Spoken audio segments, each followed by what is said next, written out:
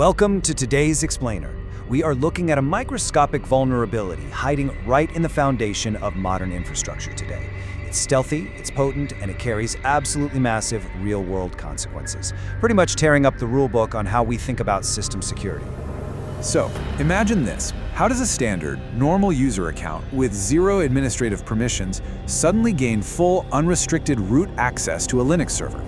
Normally, you might assume getting that level of control requires some serious heavy lifting, right? Maybe brute force attacks, password cracking, or deploying highly advanced complex malware. But what if literally none of that is required here?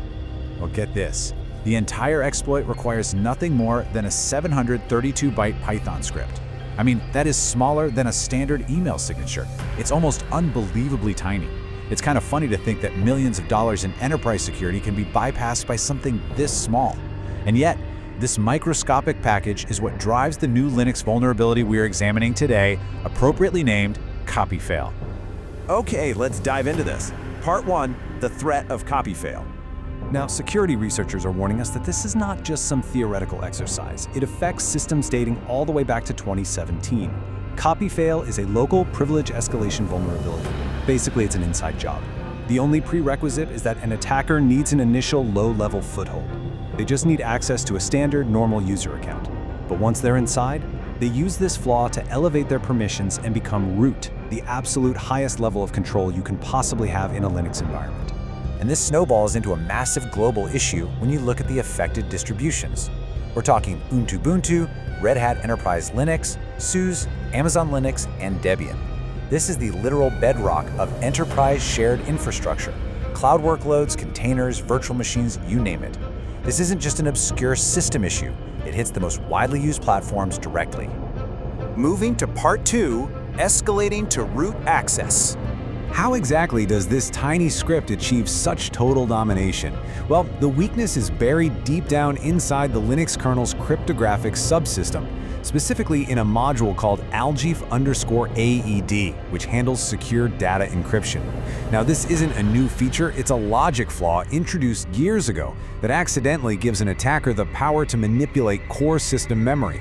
And that accidental power unlocks a very, very dangerous door. Which brings us to Part 3, corrupting the page cache. Understanding the page cache is absolutely crucial to grasping the genius and the danger of copy-fail. Think of the page cache as Linux's temporary memory layer for files. It's essentially a shortcut the system uses to run faster. Copy-fail tricks the system. It allows an attacker to secretly modify cache data from files that they should absolutely never be able to edit. We are talking about highly sensitive binaries, read-only files, and core system executables. Let's walk through the actual flow of the attack, step by step. Step 1, the attacker targets a critical Linux binary used for privilege switching, specifically /usr/bin/su. Step 2, they corrupt that page cache we just talked about using AF_ALG sockets, which act as a gateway to those kernel crypto operations. Step 3, they inject their malicious code directly into the cached version of that file. And Step 4, they force Linux to execute it as root. What makes this so lethal is that it doesn't require complex timing tricks like race conditions or highly specific kernel memory offsets. It's just a clean, direct, and incredibly reliable path to full control, which is super rare for kernel exploits. Let's look at Part 4, 4 dangerous properties. So why are security researchers treating this with such extreme urgency? It really comes down to 4 compounded threats that rarely, if ever, show up together in a single kernel exploit. 1, it's portable. The exact same exploit works across multiple Linux distributions with minimal modification. 2, it's tiny. Again, an extremely small exploit size of less than a kilobyte. 3, it's stealthy, making it very difficult for your standard monitoring tools to catch. And 4, it's cross-container. And this brilliantly illustrates why it's so lethal. That cross-container risk is particularly devastating because the page cache is shared at the host level. This exploit can actually break boundaries. It means that one single compromised container could potentially impact completely separate workloads running on that exact same host. For modern cloud and DevOps environments that lean heavily on containerization for isolation, this completely shatters that fundamental layer of security. Moving on to Part 5, the dirty pipe connection. To really put the severity of all this into perspective, experts are already comparing copy-fail to dirty pipe. You know, one of the most famous and devastating Linux privilege escalation flaws we've seen in recent years. Here is the fascinating comparison.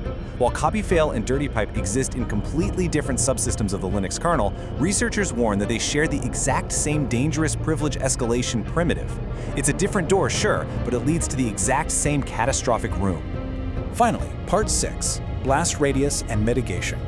Because Linux powers practically everything.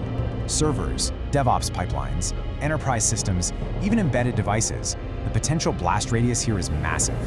So here is exactly how organizations need to respond. First, apply patches the literal moment they are available for your distribution. Second, aggressively restrict local access to limit who can even get that initial foothold. Third, strictly monitor for any unusual privilege escalation activity. And finally, harden your container isolation.